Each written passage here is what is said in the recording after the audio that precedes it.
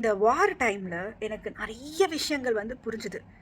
Especially நாங்கள் we are in middle east. So இங்கே war இருந்தப்போ நாங்கள் வந்து ரோடை பார்த்தே நடக்க மாட்டோம், மேலேயே பார்த்துட்ருப்போம் ஏதாவது டெப்ரிஸ் வந்து விழுதா அப்படின்னு. ஸோ ஒரு வாட்டி அலர்ட் வரும்போது ரொம்ப பயமாக இருக்கும். எங்கேயாவது ஓரமாக போய் நின்றுப்போம் சேஃபான பிளேஸில். ஸோ ஒரு மாதிரியான ஒரு ஒரு கியாட்டிக்கான சுச்சுவேஷன் தான் ஒரு 1 மந்த் இருந்தோம்னு வச்சுக்கோங்களேன். But now everything is fine, thank God. அந்த டைமில் யாரெல்லாம் எனக்கு வந்து கால் பண்ணி மெசேஜ் பண்ணி நீ எப்படி இருக்க அப்படின்னு கேட்டாங்களோ அவங்களுக்கு நான் வந்து என் லைஃப் டைம் ஃபுல்லாக வந்து கண்டிப்பாக நான் ஒரு பெரிய ஒரு கிராட்டிடியூடோடு இருப்பேன். அதை தாண்டி சில பேர்லாம் இருந்திருப்பாங்க, நம்ம அவங்கெல்லாம் வந்து நமக்கு கால் பண்ணுவாங்க அப்படின்னு சில பேர்லாம் நம்ம மைண்டில் இருந்திருப்பாங்க. இந்த விஷயம் நடந்து 3 மாதம் ஆச்சு. இது வரைக்கும் ஒரு மெசேஜ் ஒரு கால் கூட வந்ததில்லை. அண்ட் அவங்களுக்குலாம் நான் நிறைய பர்சனலாக எமோஷ்னலாக நிறைய விஷயங்கள் பண்ணியிருக்கேன். என் ரிட்டர்ன் எக்ஸ்பெக்ட் பண்ணக்கூடாது தான், அது புரியுது. ஏன் இந்த வீடியோ ரெக்கார்ட் பண்ணி சொல்கிறேன்னா,